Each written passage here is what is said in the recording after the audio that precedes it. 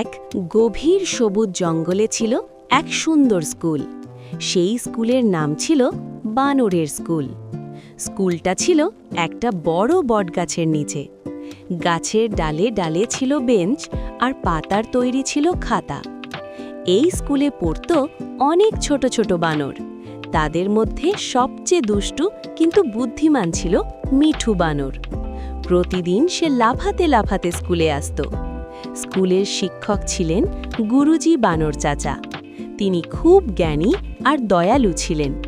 তিনি বলতেন, শুধু লাফালাফি নয়, পড়াশোনাও দরকার। একদিন স্কুলে ঘোষণা হলো, আজ হবে বুদ্ধির পরীক্ষা।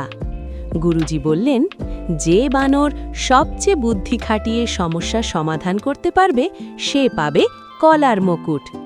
সব বানর চিন্তায় পড়ে গেল। প্রশ্ন ছিল, কিভাবে নদীর ওপারে থাকা কলাগাছে পৌঁছানো যাবে? নদীতে কুমির আছে। সবাই ভয় পেয়ে গেল, কিন্তু মিঠু ভাবল। সে বলল, আমরা যদি ভেলা বানাই। সব বানর মিলে কাঠ, পাতা আর লতা দিয়ে ভেলা বানালো। সবাই মিলে নিরাপদে নদী পার হলো। কুমির কিচ্ছু করতে পারল না।